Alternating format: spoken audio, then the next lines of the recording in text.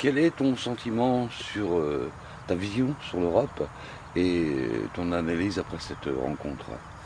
J'ai trouvé que d'abord c'était intéressant, hein, plus d'une centaine de militants qui étaient présents ce matin. Donc Bernard Poignant est intervenu pour rappeler l'historique de la construction européenne avec le texte fédérateur des socialistes européens, le manifesto. Donc c'était très intéressant parce que c'est une longue expérience au service de la Commission européenne et de l'Union européenne, et j'ai trouvé que il a permis aussi de relativiser bon nombre d'incompréhensions que l'on peut avoir par rapport à l'institution. Stéphane Le Foll nous a aussi parlé de l'Europe et notamment de sa vision face aux grandes crises que l'on traverse aujourd'hui, crise économique, crise financière bien sûr, mais aussi crise alimentaire, crise énergétique, et je trouve qu'il a bien su replacer le débat dans les enjeux européens de demain. Et puis Isabelle Thomas qui est bien sûr candidate sur la liste proposée par le Parti Socialiste au niveau national, qui a donné aussi sa vision de la Bretagne, là peut-être plus, et des attentes de la Bretagne vis-à-vis de l'Europe, quoi. Donc c'était intéressant. Moi j'ai trouvé que les militants étaient très attentifs,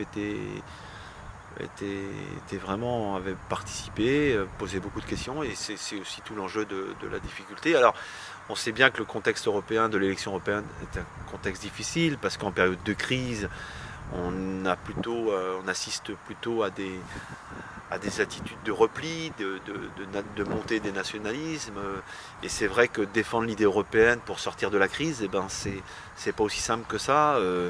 On a ce gouvernement qui prend un certain nombre de mesures qui sont très dures, et la réponse européenne qui est essentielle, je crois, pour les enjeux de demain, toute la difficulté, c'est de la faire percevoir par les citoyens français, de manière à ce qu'ils participent activement à ce débat européen et bien sûr contribuer à la victoire de la gauche. Tu as exprimé ton opinion par rapport à la décision du Parti Socialiste quant au choix des candidats bretons.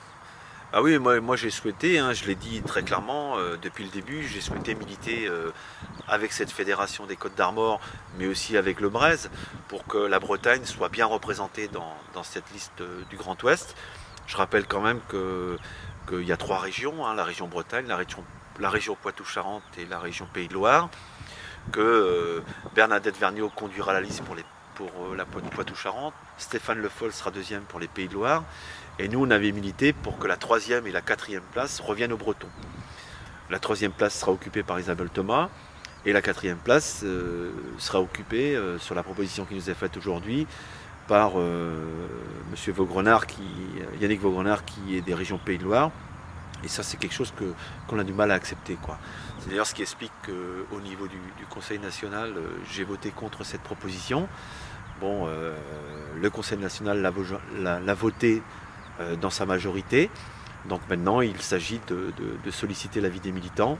En ce qui me concerne, je fais confiance aux militants pour exprimer leur choix par rapport à cette proposition du Conseil national. Et à voter nombreux, bien entendu. Et à voter nombreux, parce qu'il n'y aurait rien de pire qu'une non-participation. Une non-participation, ça ne veut pas dire grand-chose. Aujourd'hui, on voit qu'il y a plusieurs expressions qui se font jour. On a vu encore ce matin Bernard Poignant qui avait une expression dans le Télégramme, Jean-Yves Le Drian en a eu une autre. Moi, je ne souhaite pas contribuer à faire que les socialistes se divisent une nouvelle fois. Moi, je fais confiance à la sagesse des militants. Il y a eu une proposition nationale qui a été élaborée. Dans la difficulté, c'est évident. Maintenant, les militants vont trancher. Mais comme l'a bien dit Bernard Poignant, je crois, c'est que nos régions valent plus que nos motions. Donc, aux urnes citoyens, aux militants socialistes, et puis ensuite, il nous appartiendra d'évaluer un petit peu le succès de cette liste, de ces listes, et puis d'en tirer les conclusions au niveau national.